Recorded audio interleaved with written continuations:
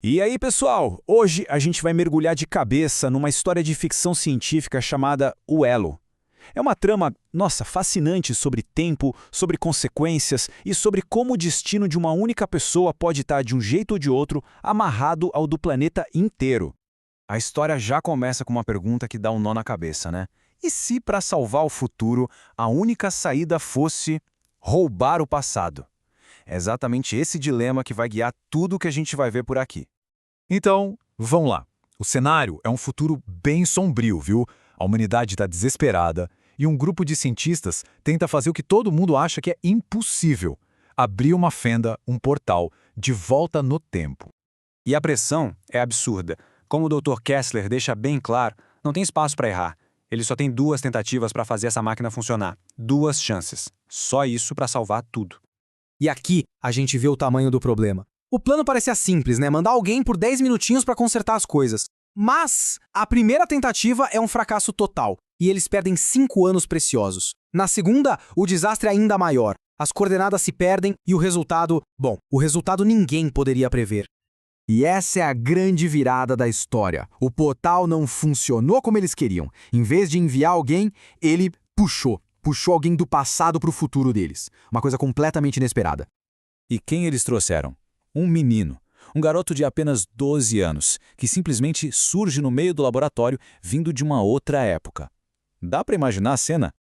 Pra gente entender como isso aconteceu, a narrativa nos leva de volta no tempo. Vamos conhecer esse garoto, o Lucas, e a noite exata em que a vida dele virou de cabeça para baixo. Aqui a gente tem os 2 mundos que estão prestes a colidir. De um lado, 2015, uma noite que tinha tudo para ser normal. Do outro, um futuro em ruínas. 2 realidades completamente diferentes e que vão se chocar de um jeito trágico. Então, quem era o Lucas? Era um garoto normal de 12 anos, curioso, sonhador, que adorava olhar as estrelas. Ele até já tinha sumido uma vez, bem rapidinho, depois de ver uma luz esquisita no quintal. Esse foi o primeiro sinal de que a vida dele não era tão comum assim. E a cena que os pais encontram é de arrepiar. Um relógio de parede que simplesmente parou de funcionar. A janela do quarto aberta e o quarto vazio. Cada detalhe ali grita que algo muito estranho aconteceu. Quando o Lucas reaparece daquela primeira vez, nem ele sabe explicar direito o que aconteceu. As palavras dele mostram a confusão. Foi rápido, eu acho. Ele passou por algo que a mente dele nem conseguia processar.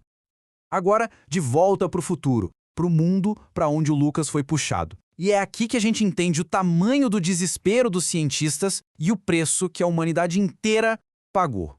Essa comparação aqui é brutal. O mundo que o Lucas conhecia, com céu estrelado, sol forte, simplesmente não existe mais. No lugar tem uma lua gigante, distorcida, um sol fraquinho por trás de uma névoa de poeira e o ar quase impossível de respirar. É o retrato de um planeta morrendo. E o mais irônico e cruel disso tudo, a causa desse colapso todo foram os próprios experimentos de energia que eles criaram para tentar salvar o mundo. Tentando consertar, eles acabaram quebrando tudo. Alteraram a gravidade e a órbita da Lua e condenaram o planeta. Essa frase da Dra. Helena Travers resume a tragédia perfeitamente, né? É um reconhecimento de que, na busca pela solução, eles acabaram criando o próprio problema. Que ironia do destino. Agora a gente vai para a maior revelação da história. A gente vai descobrir a origem secreta do portal e a conexão inacreditável entre o experimento do futuro e o pai do Lucas lá no passado. Depois que o Lucas some de vez, o pai dele, que era um físico genial, transforma toda aquela dor e luto numa obsessão. Criar uma tecnologia que pudesse dobrar o tempo para ele achar o filho de novo. Ele batizou essa pesquisa de Projeto Hélios. E o ponto-chave é esse aqui. A tecnologia que ele cria, movido pela dor, é a semente, a base da mesma tecnologia que os cientistas do futuro usam para construir o portal. A invenção dele levou à catástrofe décadas depois.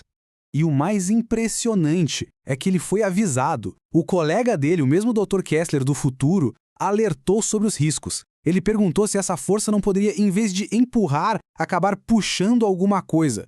Foi uma previsão exata do que aconteceria com o próprio filho dele. Mas a dor de um pai fala mais alto, né?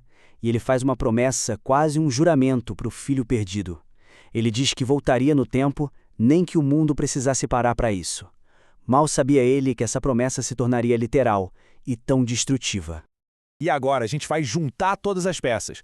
A gente descobre que o tempo, nessa história, não é uma linha reta. É um ciclo, um paradoxo que se alimenta de si mesmo, sem começo e sem fim. Essa corrente de eventos aqui mostra tudo perfeitamente. O luto do pai cria o projeto Hélios. A ciência do Hélios vira a base para o portal do futuro. O portal se abre no passado e puxa o Lucas. É um ciclo trágico que parece não ter como quebrar. E aí, a conclusão é inevitável. A tentativa desesperada do pai de achar o filho foi exatamente o que tirou o menino do tempo. O Lucas não foi um acidente. Ele é a conexão. Ele é o elo que liga a promessa de um pai à catástrofe de um futuro inteiro. Isso tudo nos deixa com uma última questão para pensar. E se a chegada do Lucas não foi um erro, mas a única resposta que o próprio tempo podia dar? Talvez um sacrifício necessário para fechar o ciclo que o amor de um pai começou. Uma história que faz a gente pensar muito sobre destino, sacrifício e o preço da esperança.